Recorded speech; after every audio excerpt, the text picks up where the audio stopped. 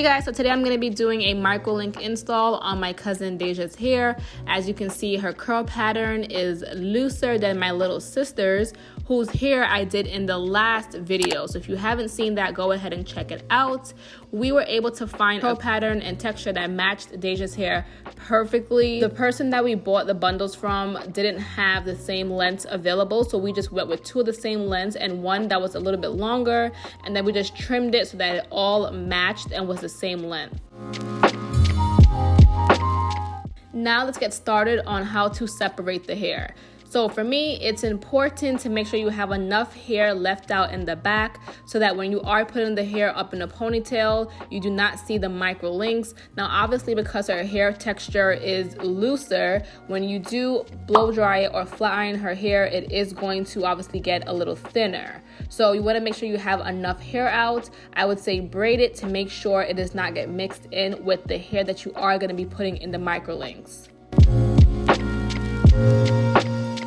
So to get started with the install, I have super detailed videos on how I do this, but I'm gonna show you guys in this video as well. I'm gonna start off by using the metal loop threader, and that's how the bead is going to get on each piece of hair, each section of hair. So I like to go ahead and put all the beads on at one time and then come back and slide the ITIPs through the beads before I clamp it down with the plier.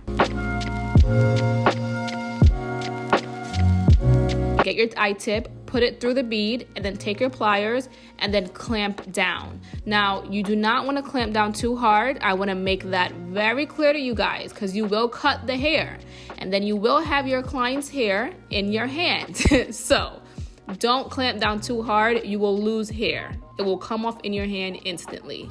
Just want to make that very clear to you guys. I have learned from experience. And then when you're doing this, I also want to make it clear, do not put it tight to the roots, okay? Now, when I do my microlinks for myself or for my cousin or a family member, because I don't do it on clients, when I do it for us, I don't do it loose. And when I watch all those Instagram videos, and because I'm self-taught, when I watch all those Instagram videos and everything, I definitely see that they don't put it close to the root. You want to avoid that because if you do that, you shouldn't really put it up in a ponytail right after. I like to compare microlinks to box braids. When you first get box braids, not knotless box braids. I mean regular box braids. When you get regular box braids and you try to put it up in a ponytail, there is so much tension there because your braids are tight. So I would never recommend you putting your microlink straight up into a ponytail and keeping it there for a whole day.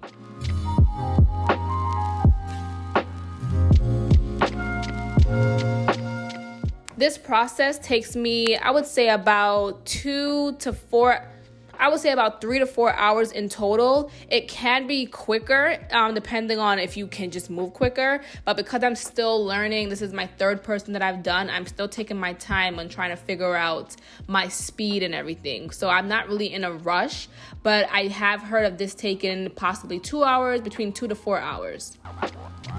To answer some of you guys' questions, I do want to do a video answering all you guys' questions on microlinks based on my experience, my sister's experience, and my cousin's experience. So if you guys want, please leave your questions down below and I will gather them all up and make a whole video answering you guys' questions. To make sure the parts are super straight, I am using edge control, just like how you would if you were doing, cornrows or box braids. I am using edge control to make the parts super sleek and straight. And then you can obviously see that her hair is a light brown color. She went through a series of coloring her hair several times. Later on, she did dye her hair jet black and the weave jet black. So because somebody's gonna ask me this question, yes, you can wash your hair. I washed and dyed my hair with the microlinks in my hair. However, if your hair is super thick and super kinky, I wouldn't say dye it. I would say, yes, you can do regular washes, maybe once a week or once every 2 weeks.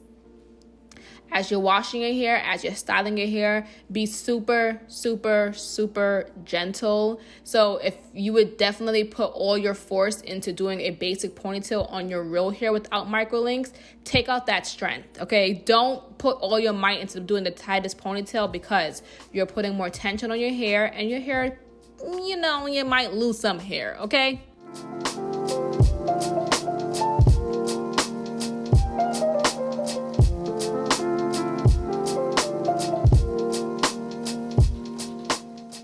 As always, like I love to say with microlinks, it is a protective style, just like any other protective style. So you do run the risk of damaging your hair because majority of your hair is out.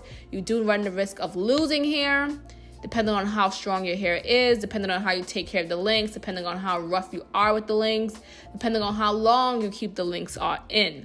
So you do run that risk, just like how you would with a sew-in with leave out, in between tracks, a braidless sew-in, box braids, and so forth.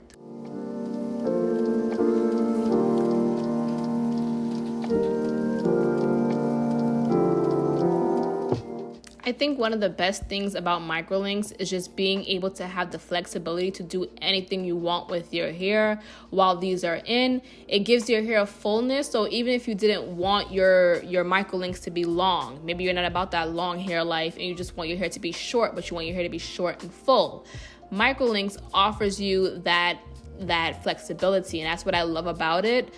You can put a wig on over this if you wanted to. You know, you guys know I'm always working with wig companies. Pause. Right here you can see I'm cutting the hair and just trimming it. We put the longest bundle in the back, and then we started to use the short bundles going towards the top. Not for any specific reason, but just because.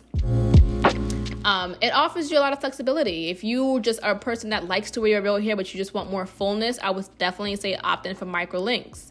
Okay, now if your hair is too thin, I personally wouldn't say get microlinks, because there can be tension added onto your hair. You also want to avoid doing super thick sections when you are picking up the microlink bead, because the hair sometimes cannot fit through it with the actual ITIP.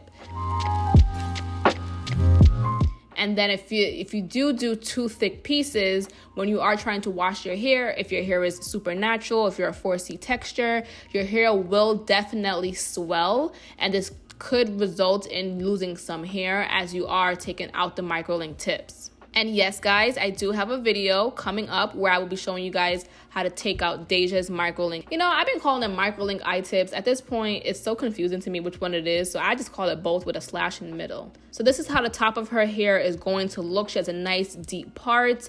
Now, keep in mind, guys, if you have to take out some, take out some. If you have to add in more, okay? So this is pretty much where we were at. I was trying to see if it looks good. Around this time, you want to kind of put it up in a loose ponytail and see if you will be able to see any microlinks. Obviously, she was super happy and super excited about this whole entire hairstyle. So it was so funny because she is in love with it, guys. If you see her in the street right now, you would never, ever think she has any kind of extensions in her hair. It looks so freaking good. Like, I'm not even exaggerating because I did it, but even when I go to see her, I'm like, girl, your hair looks so good. You still have it in? And she's like, yeah. So it looks really good. There is no tightness when it comes to this style. I mean, there can be if you put it tight to your root, but you want to avoid that at all costs. So she expressed for her birthday, she wanted to have her hair straight. She wanted it straightened, so we went ahead and just went and did row by row. Now, because this hair is curly, I was honestly shocked at how straight it got. I was amazed my own self. Like, I figured yes, I can straighten it, but it got sleek, guys, really sleek. So just go ahead and flat iron and blow dry. Again, take your time. Don't be too rough. You don't want to pull out any links. I'm going to be using my Sharice hair oil to just moisturize her hair, add a little shine to it, not too much because you don't want your hair to be greasy. And I have in microlinks right now, guys, and I literally, she also wanted a little mini trim, so I didn't trim too blunt, but I trimmed enough because she felt like her ends were just very dead.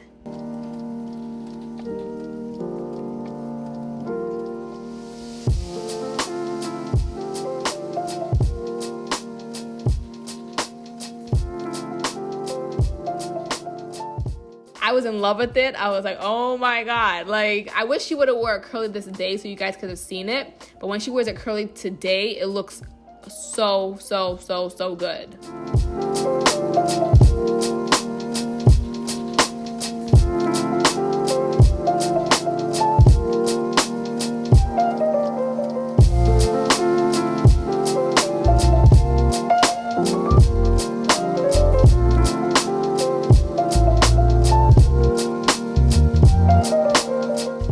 And this was the end result, guys. I have to know what you guys are thinking. Please let me know down below. I think the entire look is seamless.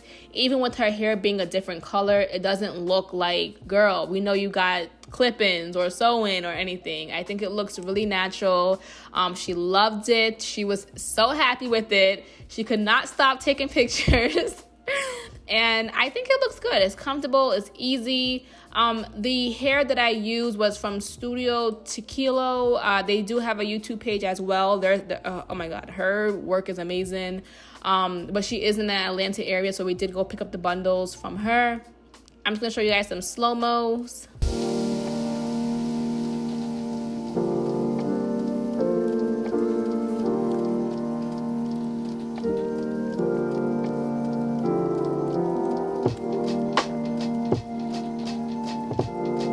This is it in a ponytail. Woo! That looks so freaking good. Meanwhile, I look a mess.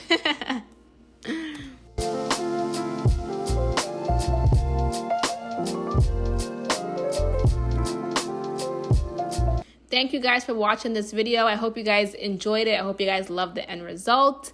Again, let me know any questions and concerns you may have. I'm going to do a whole entire video addressing those concerns, answering those questions, and going from there. Thank you guys for watching, and I'll see you guys in my next video, and I'll be showing you guys how to take this out. All right? Bye, guys.